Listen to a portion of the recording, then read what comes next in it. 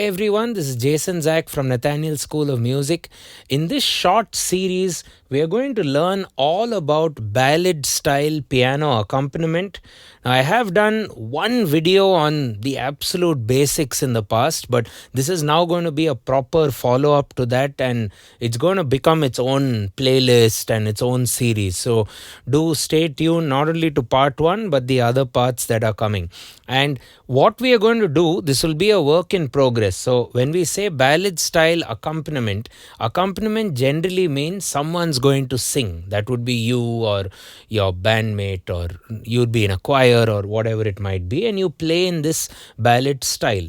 However, you could utilize similar concepts, you could utilize these same ideas to play in your left hand while the right hand does the soloing or the melody playing. So we'll do that later. So this series is going to be about accompaniment with singing. So the vocal line with some lyrics sung by either a duo, trio, or a single vocalist or a choir will happen while you have to play the pattern in the left hand. So I'm going to start you off with a very simple pattern. It's just going to use eighth notes in the left hand, and it's going to just use simple block chords in the right hand. Then we are going to upgrade both hands. So the right hand will start doing the broken chords, arpeggios, and then the left hand will start doing different rhythm patterns. We are going to do some toggling rhythms. We are going to do some root-octave drum-like patterns in the left. Then we are going to explore ghost note options. I'm going to talk to you about the essentials of beat division and time fields, as we call it. And finally, to cap off this lesson, we'll do a walking bass line for the entire chord progression. So we'll start off with the chord progression, and I'm going to talk about the chord progression with the essential theory. We'll form it on not just one but three scales. So make sure you get your pianos out, get your books out, and you might want my handwritten notes on Patreon, where I've mapped out everything with the inversions, and I've also notated it. There's a staff notation file, and if you want to hear the staff notation, you can always import it into MuseScore. I've given a MuseScore document. You'll also get the MIDI file. You can import into any other player, or you can just get a PDF, print it out and watch it. So before we get started, it'll be nice if you can consider hitting that subscribe button and turning on the bell icon for regular notifications, or else watch through the video, and if you like the lesson, then do all that stuff, and let's get cracking. So first off, let's start off with the chord progression. Now this might be a rather different chord progression compared to what you might encounter. It's going to be a bit non-diatonic, and it's inspired by the Radiohead song Creep. So we'll start with that, and it's also used in so many other Mariah Carey ballad songs from so many generations. Even Beatles use this. Beatles have used everything. And let's do it on three scales. So we'll start on G major, 1 sharp, F sharp. So the progression will be 1, 3 major. So that's a bit rare, because usually in a major scale the third is minor. So this will be 3 major. So 1 ba da da, 3 major, C major, that'll be 4 minor. So that's what we call as the minor plagal cadence, which can also be played as the minor sixth, also known as the Christmas chord, where that can resolve back to the 1. The progression: 1, 3 major, 4 major, 4 minor. And obviously, we need to play this with inversions. So there are 3 starting points, as you might know. If you started with the root position of G, the whole progression would be G. You'll have to play B major, keeping this B in common, right?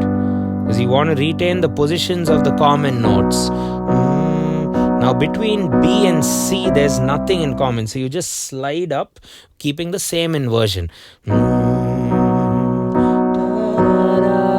C major, and C major to C minor is just a note apart. Just that E flat has to move.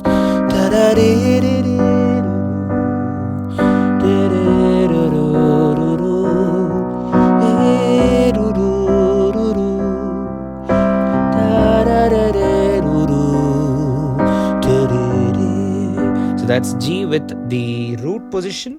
Then coming with the first inversion, B, D, G,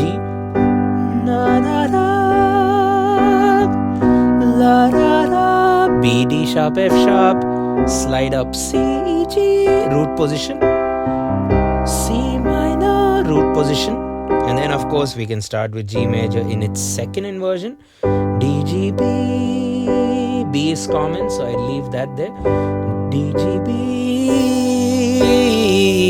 D sharp, F sharp, B, E, G, C, and then E flat, G, C, D, G, B. Okay, and if you observe, I'm already playing the first pattern, which is every chord played 4 times. 1, 2, 3, and the left hand can just hold down semi-breves, 1, 2, or whole notes. So it becomes sort of like a 1:4 hand ratio between the 2 hands. Now, you might want to also change the chords faster. So 1, 2, 3, 4. Then you want to prepare for some minim movement in the right hand. So 1, 2, change 4, 1, 2, change 4. So if you're playing minims or if you're shifting the chord every 2 counts in the right hand, then the left hand would need to basically go 1:2 with respect to the right hand. But if the right hand's doing 4 counts per chord, then the left hand will be 1, 2, 3. It just holds for 4 counts. Okay, and for those of you slightly more advanced, the 1 chord you can retain, you can play just like 1, but for the next chord, for the 3 major, you can do 2 options. You can do a B7th, which is a nice flavor, where I'm not playing B, I'm doing it rootless because there's already a B in the left hand, right? So G, B7, or you can do G, you can do a G augmented.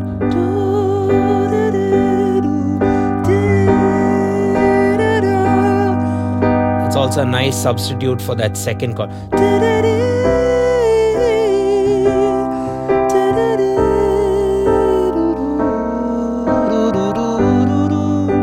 So these are some options.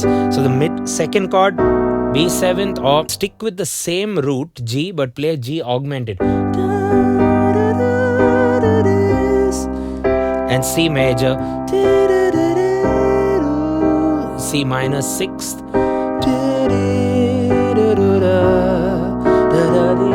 You can even play a C major 7th at the 3rd chord, where I'm knocking off the C, so it's essentially an E minor over C. So if you're a bit advanced, you can play those chords, otherwise stick with the usual triads.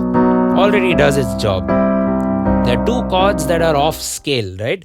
The 3 major, namely B major in this case, and C major is diatonic, it's the 4 major, but then C minor is non-diatonic, it's the 4 minor.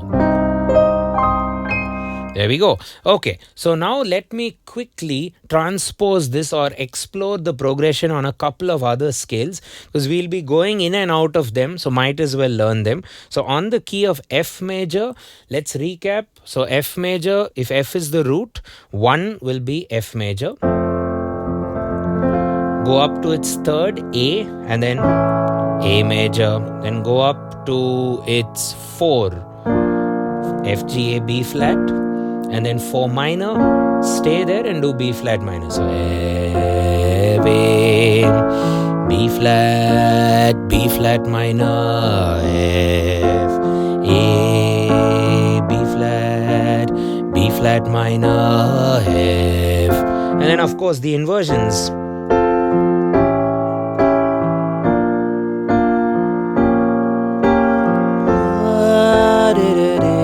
Seventh.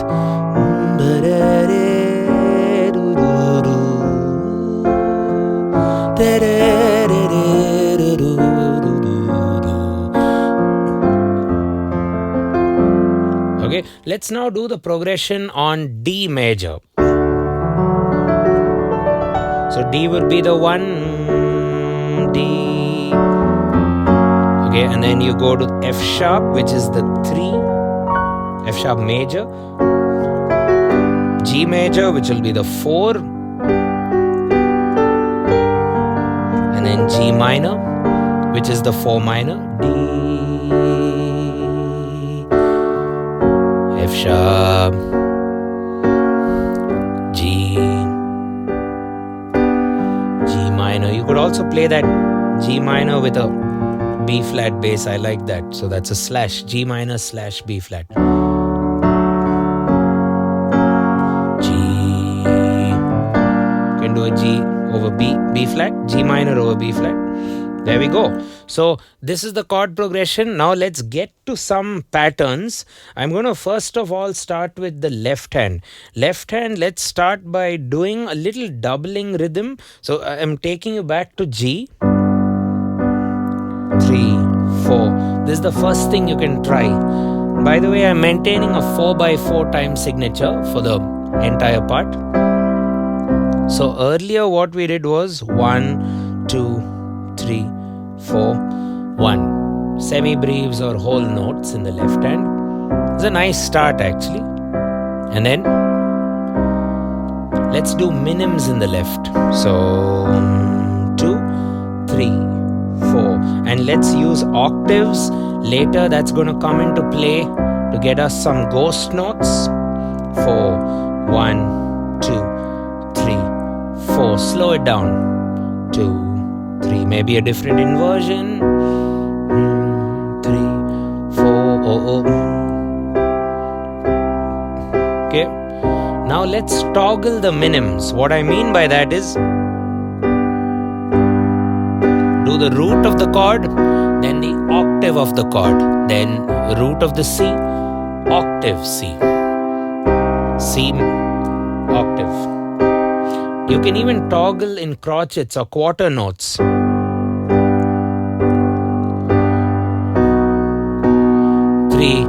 4. Sounds decent even though both the hands are pretty much hitting at the same time. So I tend to probably combine the two. So this would be toggling quarter notes. Let's now go back to toggling minims. 3. And I keep trying out different inversions so that the right hand doesn't slow down. There we go. Maybe add that E flat in there, the minor third. You can even do toggling with eighth notes. I call them the disco eighths. Yeah. Root, octave, root, octave. There we go.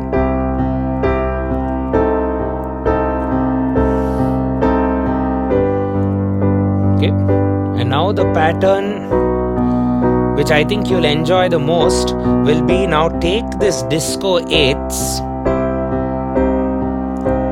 and don't overplay the pinky, don't overplay this root. So you go, this is the disco eighths as I'm calling it, but I'm not hitting this every crotchet. I'm not hitting the G every beat. I'm going every minim or every 2 beats, once every 2 beats.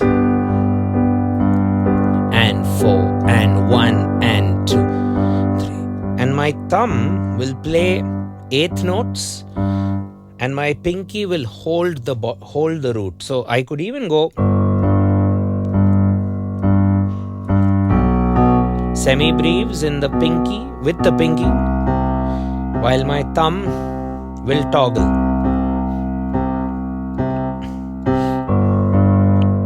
There we go.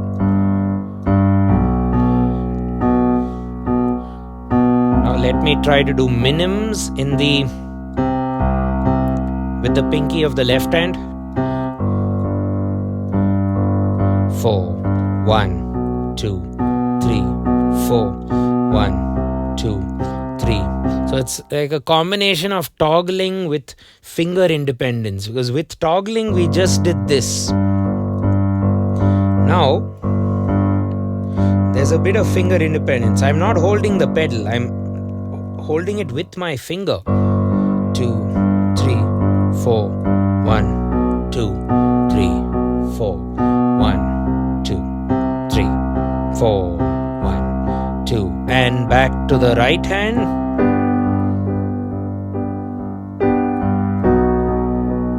So you can decide if you want to do minims, 2 and 3 and 4 and 1 and 2 and 4.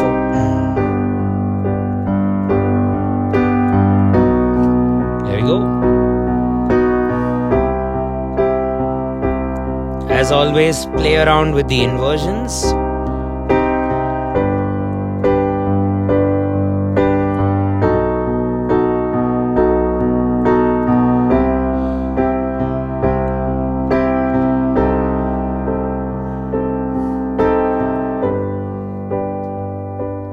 Okay, so we call these as ghost notes. You can say 8th note ghosts in this case, and I would encourage you to play the thumb a bit softer to go quieter.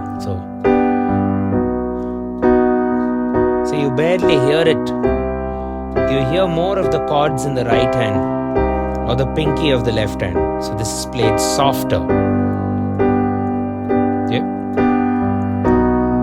Okay, let's now move on to some right hand patterns. Block chords are getting rather boring, isn't it? So let's look at a broken pattern. So you take this and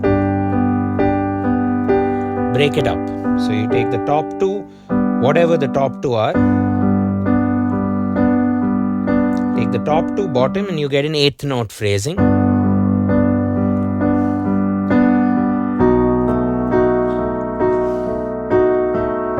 As always, start with semi-breves in the left hand and then do all your other left hand patterns. Minim toggle. This is where the quarter note toggle will work very well in the left hand because of the 8th note pattern created in the right hand with broken chords. Okay, and maybe the disco 8ths as well, but that's very similar to this, isn't it? So now the ballad 8ths with the ghost note in the left hand will work out. What I taught you for quarter notes in the right, that would be you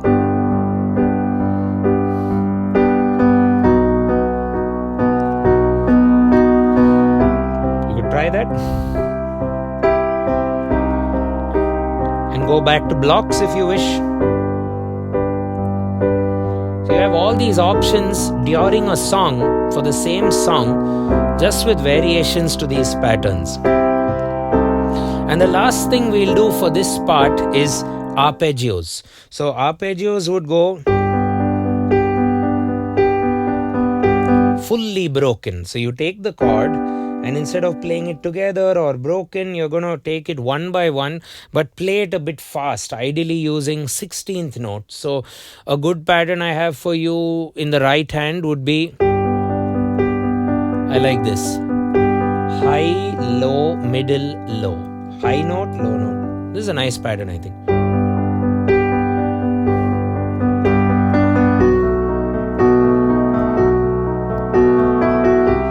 Arpeggios come with some passing notes.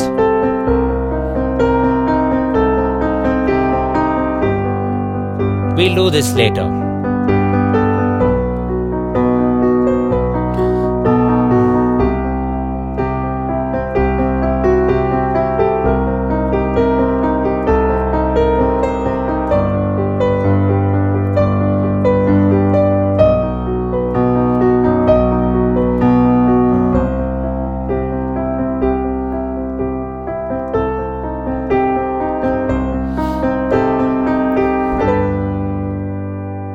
Okay, so the progression, just to recap the whole lesson, we chose a progression inspired by a lot of ballad songs which are a bit more melancholic or painful. Radiohead's Creep has the same progression, but there are lots more as well which have similar. You can say Desperado by the Eagles has this. A few Beatles songs will replace the middle chord with an augmented. The list goes on. So it's 1 major, 3 major or 3/7, then C major or 4 major or 4 major 7th, and then finally 4 minor, or if you want to be a bit more fancy, 4 minus 6, that was a progression. 3 patterns exist in the right hand, of course, with 3 inversion starting points. You start from the root, inversion, second inversion, then 3 patterns. You have the block, you have the broken, you have the arpeggio. We nominated high, low, high, low, middle, low. And then it went on. The left hand, what did it do? It started off with semi-breves as octaves. Then it went to minims as octaves. Then you toggle the minims to get some pitch contrast. Then you do a toggling of pulse notes or crochets. Then you can do toggling of eighth notes, also known as disco eighths. And then we make it a bit more ballad-like, actually a lot more ballad-like, by not overdoing it with the pinky, playing every quarter note. Instead, relax that. Maybe every 2 beats you hit it, while the thumb of the right hand will play these ghost notes rather softly, if possible, in comparison with the other hits. Okay, so moving forward, we are going to explore ghost notes a bit more on the piano in the left hand, and we'll also explore different time fields. How do you take this up with slash chords? We'll also do a couple of walking bass lines to keep things very, very interesting. So stay tuned to this 3-part series, and I look forward to your participation in the next part. It'll be linked up in the description, or a better option is just hit that subscribe button now and turn on the bell icon for regular notifications. All of this notation, my handwritten notes, etc., are waiting for you on our Patreon page. Get yourselves a copy, not only for this one, but for everything we've ever done, actually, at least for the past 5 years. There's a huge vault on our Patreon waiting for you to download. Okay, thanks for watching the video. Cheers.